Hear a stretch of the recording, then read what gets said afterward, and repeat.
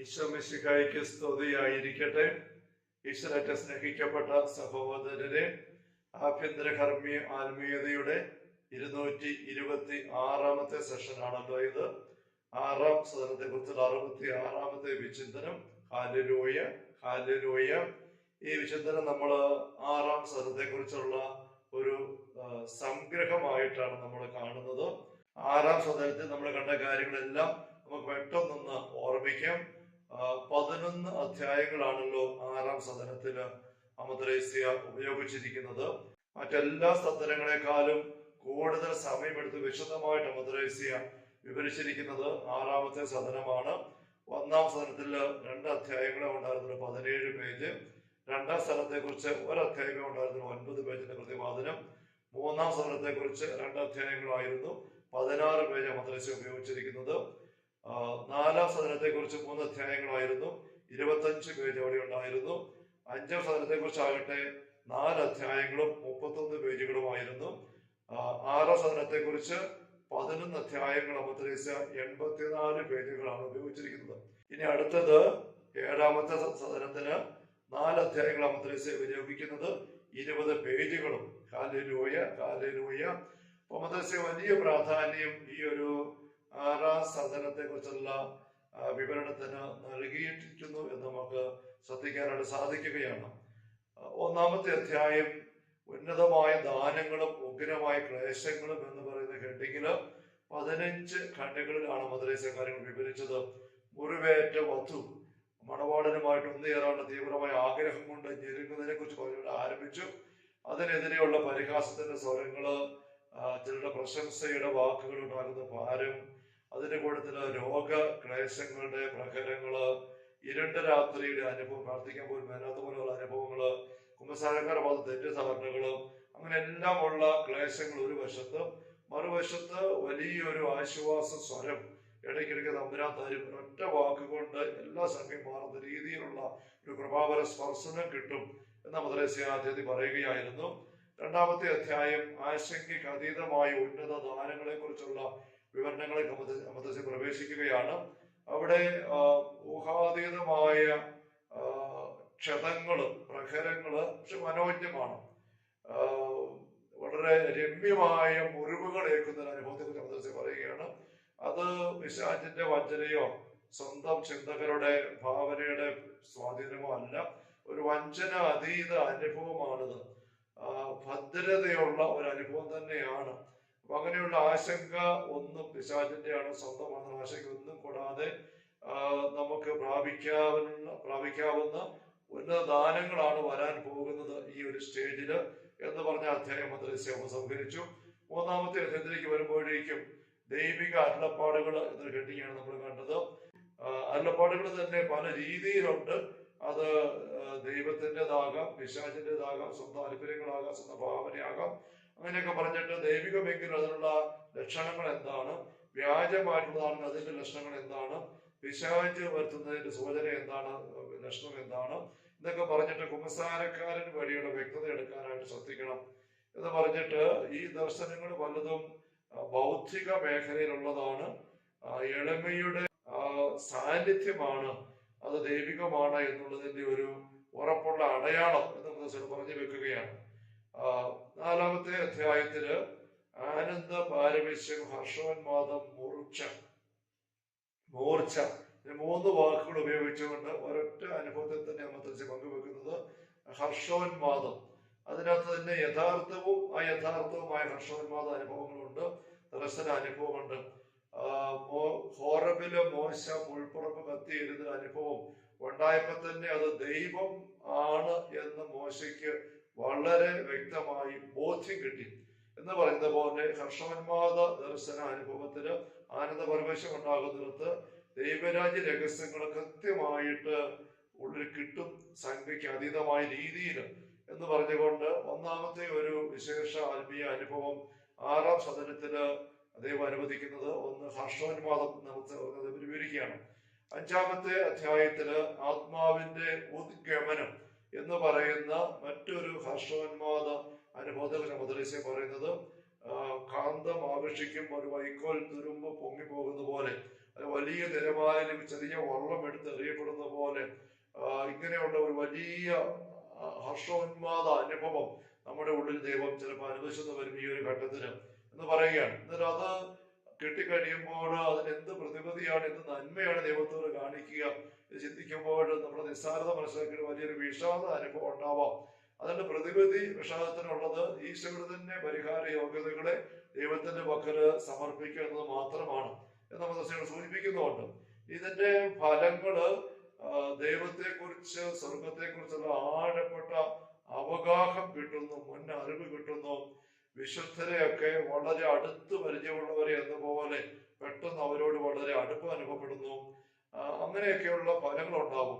ഈ ഫലങ്ങളുടെ കൂടെ തന്നെ 3 കാര്യം ചുരുക്കി പറയുകയാണ്. ദൈവത്തെക്കുറിച്ച്, സ്വർഗത്തെക്കുറിച്ച്, വിശുദ്ധത്തെക്കുറിച്ചുള്ള വലിയ അറിവ്, തന്നെപ്പറ്റി തന്നെയുള്ള തന്റെ ഇല്ലായ്മയെക്കുറിച്ചുള്ള സ്വയ അവബോധം, എളിമയുടെ ഭാവം, ഒപ്പം ലോകത്തെക്കുറിച്ച്, ലോകത്തിന്റെ ജഡത്തിന്റെ താല്പര്യങ്ങൾ, ആഗ്രഹങ്ങൾ, അനുഭവത്തെ കുറിച്ചുള്ള ഒരു നിസ്സാരത അവബോധം. ഇങ്ങനെയുള്ള 3 അവബോധ മേഖലകൾ ഇത് ഈ മണവാളൻ തന്റെ സ്വന്തമാക്കാൻ തീരുമാനിച്ചിരിക്കുന്ന മണവാട്ടിക്ക് നൽകുന്ന സ്വർഗീയ ആഭരണങ്ങളാണ് നമ്മൾ പറയുകയാണ്. അടുത്ത അധ്യായം 6-ാമത്തെ അധ്യായത്തില് ക്ലേശകരവും ഹൃദ്യവുമായ അനുഭവങ്ങൾ എന്ന് പറഞ്ഞുകൊണ്ട് 13 ഖണ്ഡികളിലായിട്ട്, കഴിഞ്ഞ അധ്യായത്തിൽ 11 ഖണ്ഡികളായിരുന്നു. ഇവിടെ മദ്രസ്യ പറയുന്നത് ക്ലേശകരവും അതേ ഹൃദ്യമായ അനുഭവങ്ങളാണ്. എന്ന് വെച്ചാൽ ദുസ്സഹമായ ആഗ്രഹം ദൈവത്തിന് വേണ്ടി മണവാളനോട് ഒന്നു ചേർന്ന് ദൈവത്തിന് ഒന്നായി ചേരാൻ വേണ്ടിയിട്ട് അതിന് നിരക്കാത്ത എല്ലാം ഒഴിവാക്കാനുള്ള ജാഗരൂകത.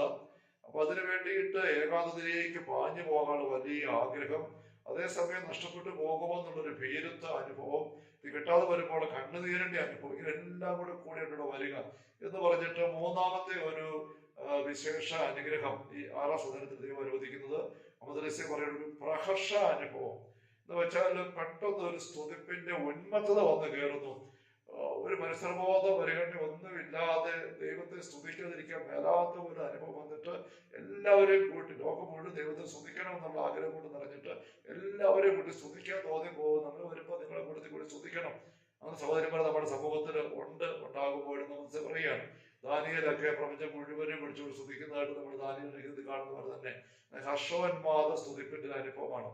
7-ാമത്തെ അധ്യായത്തില് 15 ഖണ്ഡികളിലായിട്ട് പാപത്തെക്കുറിച്ചുള്ള വലിയ ദുഃഖം, കർത്താവിന്റെ മനുഷ്യത്വത്തിലുള്ള ആശ്രയം, അതിനെ കുറിച്ച് 2 മദ്രസ്യ പങ്കുവെക്കുന്നത്. ദൈവത്തിന്റെ ഈ സ്നേഹാനുഭവം ആഗ്രഹം കൊണ്ട് കത്തി ജ്വലിച്ച് കയറി വരുമ്പോൾ ദുസ്സഹമായ നൊമ്പരത്തിന്റെ അനുഭവം വരുന്നു. മരിക്കാൻ കൊതി വരുന്നു. മരിച്ചെങ്കിൽ സ്വർഗത്തിലേക്ക് എത്താൻ പറ്റുകയുള്ളല്ലോ. മരണം നീണ്ടുപോകുന്നത് വരുമ്പോഴത്തേക്ക് വളരെ ദുഃഖം അനുഭവപ്പെടുന്നു. അതേസമയം മറുവശത്ത് നമ്മുടെ നിസ്സാരത, ഒരു മൺപാത്ര അവബോധം കൂടിക്കൂടി വരുന്നു. അങ്ങനത്തെ നീങ്ങുന്ന അവസരത്തിൽ അവസ്ഥ പറയുകയാണ്, ഈ ആനന്ദ അനുഭൂതിയിൽ ഭ്രമിച്ച് എല്ലാം മറന്ന് അതിൽ മാത്രം അള്ളിപ്പിടിച്ചിരിക്കുന്ന ഒരു അപകടം ചിലപ്പോൾ ഉണ്ടാകാം. അങ്ങനെ വരരുത്. ബോധപൂർവ്വം ദൈവസ്നേഹത്തിന്റെ അഗ്നി പുഞ്ചിരിപ്പിക്കാനായിട്ട് ശ്രദ്ധിക്കണം. അതിനൊത്തിരി സഹായിക്കുന്ന ഒരു കാര്യമാണ് ഈശോയുടെ മനുഷ്യാവതാരത്തിന്റെ വിവിധങ്ങളായ രംഗങ്ങളെ കുറിച്ച്, പ്രത്യേകിച്ചും പീഡാസനത്തിന്റെ രംഗങ്ങളെ കുറിച്ച് ബോധപൂർവ്വം ധ്യാനിച്ച് അത് ഭാവന ദർശിച്ച് ആ ഈശോയോട് സംസാരിച്ച് അങ്ങനെയുള്ള ഒരു കർത്താവിന്റെ മനുഷ്യത്വത്തെ കുറിച്ചുള്ള ധ്യാനം ഒരിക്കലും വിട്ടുകളയാതെ എടുക്കണം. ഈ ഒരു ഘട്ടത്തിൽ നമ്മൾ ഒരു ആത്മീയ പാഠം അവിടെ പങ്കുവെക്കുന്നുണ്ട്.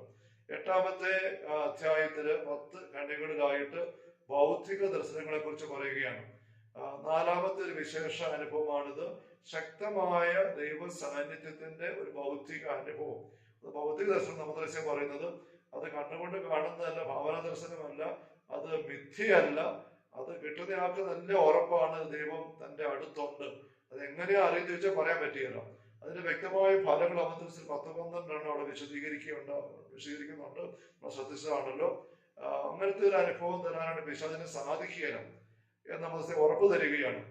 ദർശനം മാഞ്ഞു പോകുമ്പോൾ അവസാനിക്കുമല്ലാതെ ഞെരുക്കം അനുഭവപ്പെടാം. കുമ്പസാരക്കാരുടെ ഉപദേശം നല്ലപോലെ നമ്മൾ എടുക്കേണ്ട ആവശ്യമുണ്ട്. പിന്നെ വരങ്ങള് ഇങ്ങനെ കിട്ടുന്നത് വെച്ചുകൊണ്ടല്ല നമ്മളുടെ യോഗ്യത തിരിച്ചറിയേണ്ട, മറിച്ചുള്ള പുണ്യം എന്ന് മാത്രമുണ്ട്, എളിമയും മറ്റു പുണ്യങ്ങളുള്ള ആഴപ്പെടുന്നത് മാത്രമുണ്ട്, ശ്രദ്ധിക്കണം എന്നൊരു ഉപദേശം നൽകുന്നുണ്ട്.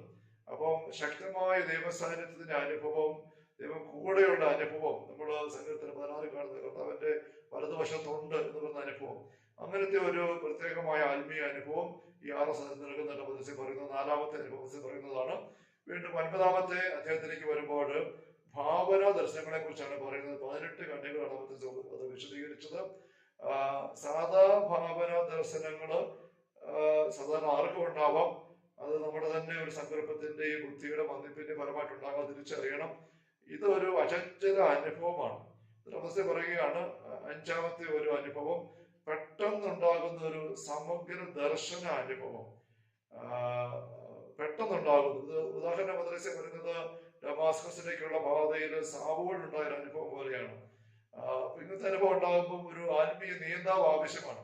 സാവൂളിന് അനനിയാസ് അവിടെ ആവശ്യം വരുന്ന പറഞ്ഞതായിരിക്കും. പക്ഷെ ഇങ്ങനത്തെ ഒരു അനുഭവം ചോദിച്ചു വാങ്ങിക്കാൻ പോകരുത്, അത് അപകടമാണ്. മദ്രസ കാര്യകാലം വിശദീകരിക്കുന്നുമുണ്ട്. വീണ്ടും 10-ാമത്തെ അധ്യായത്തില് 8 കണ്ണുകളിലൂടെ വിവിധ അനുഗ്രഹങ്ങളും അവയുടെ വിശേഷ ഫലങ്ങളും എന്ന് പറഞ്ഞ മദ്രസ വിശദീകരിക്കുകയാണ്. അതിന്റെ ആരംഭത്തിൽ തന്നെ ഇങ്ങനെയുള്ള പ്രത്യേക ദർശന അനുഭവങ്ങൾ തരുന്നതിന്റെ കാരണങ്ങൾ പറയുന്നുണ്ട്. ചിലപ്പോൾ നമുക്കൊരു ഞെരുക്കത്തെ മറികടക്കാൻ വേണ്ടി ആയിരിക്കാം, ചിലപ്പോൾ ആസന്നമാകുന്ന ഒരു ഞെരുക്കത്തെ അഭിമുഖിക ശക്തി കിട്ടാൻ വേണ്ടി ആയിരിക്കാം, ചിലപ്പോൾ ദൈവം തന്റെ സ്നേഹം പ്രത്യേകമാണെന്ന് അനുഭവിപ്പിക്കാൻ ആഗ്രഹിക്കുന്നുണ്ടായിരിക്കാം. അങ്ങനെയൊക്കെ കാരണം ഉണ്ടാവാം. എന്നിട്ട് 6-ാമത്തെ ഒരു വിശേഷ അനുഭവം പറയുന്നത് ഇന്ദ്രിയങ്ങൾക്ക് പെട്ടെന്ന് ഒരു സ്തംഭനം ഉണ്ടായിട്ട് വലിയൊരു ആഴമായ ദൈവിക അവഗാഹം കിട്ടുന്ന, ഇന്ദ്രിയങ്ങളുടെ മേഖല കൊണ്ടല്ലാതെ, ബുദ്ധി മനസ്സൊന്നും അല്ലാതെ. പക്ഷെ പത്രോസ് ടീച്ചർ പറഞ്ഞ ഒരു കസേരയിൽ വെച്ച് മാംസരക്തങ്ങളല്ല സ്വർഗസ്വനായ പിതാവ് അത് വെളിപ്പെടുത്തിയത്. അങ്ങനെ ബുദ്ധിയുടെ, മനസ്സിന്റെ, ഇന്ദ്രിയങ്ങളുടെ എല്ലാം, നമ്മുടെ ആത്മീയശക്തികളുടെ എല്ലാ തരത്തിനപ്പുറമായുള്ള വലിയൊരു ആഴമായ ദൈവിക അവഗാഹം പെട്ടെന്ന് കിട്ടുന്നൊരു അനുഭവം ഈ ഒരു ഘട്ടത്തില് ദൈവം ചിലപ്പോൾ അനുവദിച്ചെന്ന് വരാം. മറ്റൊരു അനുഭവം, 7-ാമത്തെ അനുഭവം പറയുകയാണ്, ദൈവം താൻ സത്യമാണ്. തന്റെ പരമസത്യത്തിന്റെ ഏതെങ്കിലും ഒരു കാര്യത്തെ, ഒരു വിശദാംശത്തെ ദൈവം പെട്ടെന്ന് ഒരു വ്യക്തിയില് പ്രകാശിപ്പിക്കുന്നു. അപ്പോൾ ആ പ്രകാശത്തില്, ആ ഒരു അവഗാഹത്തില് ദൈവത്തിന്റെ അനന്ത സത്യ ജ്ഞാനം, അതിന്റെ അവഗാഹം, ഔന്നത്യം തിരിച്ചറിയുന്നു. അതോടൊപ്പം ദൈവമാണ് പരമസത്യം, അതോടൊപ്പം നമ്മുടെ എത്ര നിസാരമാണ് തിരിച്ചറിയുന്നു. ആ നിസാരത തന്റെ സ്വന്തം ഇല്ലായ്മ എളിമയിലേക്ക് കൊണ്ടുപോകാനാണ് വരുന്നത്. അങ്ങനത്തെ ഒരു അനുഭവം ദൈവം വിശേഷമായിട്ട് അല്ലെങ്കിൽ അനുവദിക്കാം ഈ ഒരു 6-ാമത്തെ സ്വതനത്തിൽ എന്ന് പറയുകയാണ്. വീണ്ടും 11-ാമത്തെ അധ്യായത്തില് 12 ഖണ്ഡികളാണുള്ളത്. സായുജ്യ പ്രാപ്തിക്കുള്ള അഭിവാഞ്ചയും അതിന്റെ പ്രയോജനവും എന്ന് നമുക്ക് കെട്ടിക്കിട്ടിരിക്കുകയാണ്. അവിടെ വീണ്ടും ഒരു 8-ാമത്തെ ഒരു വിശേഷ അനുഭവത്തെ പങ്കുവെക്കുന്നുണ്ട്. ഒരു ആഗ്നേയ അസ്ത്ര ആഘാത അനുഭവം. ദൈവത്തിന് വേണ്ടിയുള്ള ആഗ്രഹത്തിന്റെ വലിയൊരു കത്തില് ഒരു അഗ്നി അസ്ത്രം വന്ന് ആഘാതം പതിച്ച് ഉണ്ടാകുന്ന പോലത്തെ ഒരു വിവരണാതീതമായ ആഗ്രഹമാണ്. അഭിവാഞ്ച കത്തുകയാണ്, ഉച്ചത്തിൽ നിലവിളിച്ചു പോകാൻ മാത്രമാണ് ആഗ്രഹം. അത് മരണതുല്യമായ യാതനയാണ് ഉളവാക്കുക. ആഹ്ലാദിക്കും കൊണ്ട് ഞെരുകയാണ്, ഒരു നരകയാതന പോലെ തന്നെയാണ് എന്ന് പറഞ്ഞ നമസ്തേ പറയുകയാണ്. നരകം എന്ന് പറഞ്ഞാൽ പക്ഷെ ഇത് വ്യത്യസ്തമാണ്. അവിടെ യാതൊരു പ്രത്യാശയില്ല, അങ്ങനത്തെ നിരാശവശം അവിടെയുണ്ട്. പക്ഷെ ഇത് ഒരു നരകതുല്യമായ യാതന തോന്നിയാൽ പോലും ഒരു പ്രത്യാശയുണ്ട്, ആഗ്രഹമുണ്ട്, ആന്തരിക സമാധാനം അവിടെയുണ്ട്. അപ്പൊ ഇങ്ങനെയൊക്കെയുള്ള ഒരു അനുഭവം, ആഗ്നേയാസ്ത്ര ആഘാത അനുഭവം പറയുമ്പോൾ നമുക്ക് സ്വന്തം ഒരു അനുഭവങ്ങൾ പങ്കുവെക്കുകയാണ്. ഒരു ഉയർപ്പ് തിരുനാൾ ദിവസം ഈശോയുടെ സിസ്റ്റർ ഇസബൽ എന്നുള്ള സിസ്റ്റർ, നവസന്യാസിനി, സലമാങ്കര വെച്ച് താൻ തന്നെ എഴുതി പാടി കേൾപ്പിച്ചതായ ജീവിതം തീരുന്നില്ലല്ലോ എന്നുള്ള ഒരു സ്നേഹഗീതം, അത് ദാഹഗീതം, അത് കേട്ടതേ അമദ്രേസ്യ ഹർഷോന്മാദത്തിൽപ്പെട്ട് ഈ ആഗ്നേയാസ്ത്രത്തിന്റെ ആഘാതമേറ്റ് ബോധമില്ലാതെ 1.5 ദിവസത്തോളം കിടന്നുവെന്നാണ് അനുഭവത്തെ പങ്കുവെക്കുന്നുണ്ട്.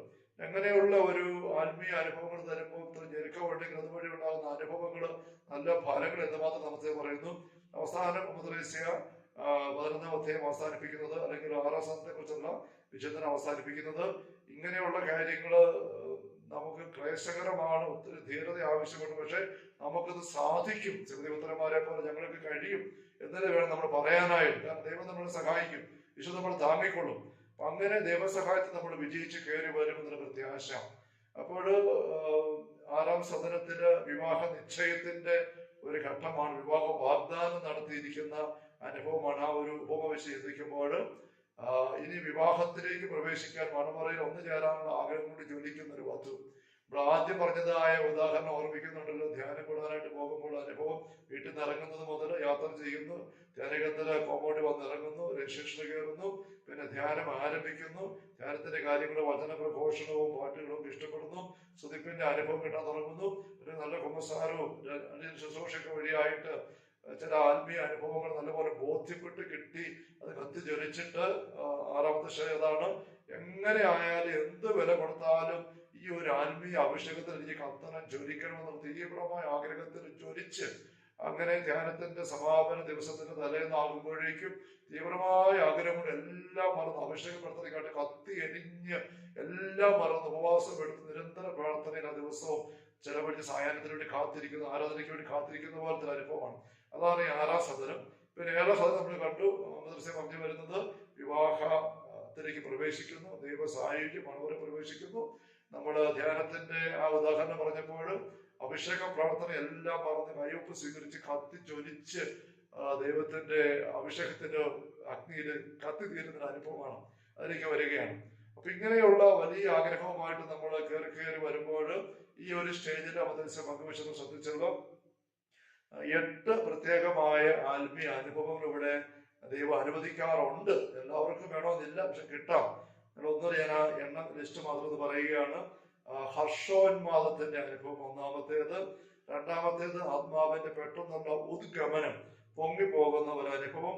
മൂന്നാമത്തേത് പ്രഹർഷ അനുഭവം, സ്തുതിപ്പിന്റെ ഉന്മത്തതയിൽ പെട്ടിട്ട് നിയന്ത്രണമില്ലാതെ എന്തുപോലെ ദൈവത്തെ സ്തുതിക്കുന്ന എല്ലാ സ്തുതിയെ കൊണ്ടെന്ന് ആഗ്രഹിക്കുന്നു. നാലാമത്തേത് ഭൗതിക ദർശനം, ശക്തമായ ദൈവസാന്നിധ്യ അനുഭവം, കാണുന്ന കേൾക്കുന്ന തൊടുന്ന ഒന്നുമില്ല, ദൈവം എന്നോട് ഉണ്ടെന്നുള്ള വലിയ അനുഭവം കിട്ടുന്നതാണ്.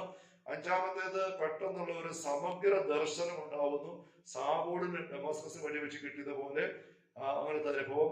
ആറാമത്തേത് ഇന്ദ്രിയങ്ങളെല്ലാം പെട്ടെന്ന് സ്തംഭിച്ചിട്ട് ആഴമായ ദൈവിക അവഗാഹം ഉള്ളിൽ കിട്ടുന്ന അനുഭവമാണ്. ഏഴാമത്തേത് ദൈവം തന്റെ പരമ സത്യത്തിൽ നിന്ന് ഏതെങ്കിലും ഒരു ഭാഗം പെട്ടെന്ന് പ്രകാശിപ്പിച്ചു കൊടുക്കുന്നു. അതിന് പരമായിട്ട് നമ്മുടെ ഇല്ലായ്മയും ദൈവത്തിന്റെ നിറവും തിരിച്ചറിയാൻ ഇടവരുന്നു. എട്ടാമത്തേത് ദൈവസ്നേഹത്തിന്റെ ദാഹത്തിന്റെ ഒരു ആഗ്നേയ അസ്ത്രം ഒന്ന് ആഘാതം പതിച്ചിട്ട് നമ്മളെ കത്തിക്കുന്ന, തകർക്കുന്ന, ബോധം എടുത്ത് വീഴിക്കുന്ന പോലത്തെ ഒരു അനുഭവം ഉണ്ടാകുന്നത്.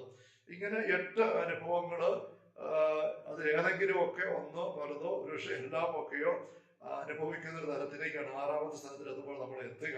Hallelujah, hallelujah. നമ്മള് ഇതെല്ലാം കേട്ട് ബോധ്യപ്പെട്ട് ആഗ്രഹിച്ച് നമുക്കായിരിക്കാം. ദൈവം ഇങ്ങനെ നമ്മുടെ സഹോദരങ്ങളെയൊക്കെ നയിച്ചിട്ടുണ്ട്, ഇന്നും നയിക്കാൻ ആഗ്രഹിക്കുന്നുണ്ട് എന്ന് നമുക്കുള്ള ആ ഒരു അറിവ് നമുക്ക് വലിയൊരു കൃതജ്ഞതയുടെ, ദൈവത്തിന്റെ പക്കലുള്ള നന്ദിയുടെ ഒരു വികാരമായിട്ട് മാറട്ടെ, ബോധ്യം മാറട്ടെ. അതിനുവേണ്ടി നമുക്ക് എളിമയോടെ പരിശ്രമിക്കാൻ ആഗ്രഹം ഉണ്ടാവട്ടെ. അടുത്ത സെഷൻ നമുക്ക് 7ാം സദനത്തിലേക്ക് പ്രവേശിക്കാം. Hallelujah, hallelujah. കർത്താവ് യേശു മിശിഹായുടെ സമൃദ്ധമായ കൃപയും അനുഗ്രഹങ്ങളും പിതാവായ ദൈവത്തിന്റെ അവർണ്ണനീയമായ സ്നേഹവും പരിശുദ്ധാത്മാവായ ദൈവത്തിന്റെ നിരന്തരമായ സഹവാസവും നാം എല്ലാവരുടെയും കൂടെ ഉണ്ടായിരിക്കട്ടെ, എപ്പോഴും എപ്പോഴും എന്നേക്കും. ആമേൻ. ഈശോ മിശിഹായ്ക്ക് സ്തുതിയായിരിക്കട്ടെ.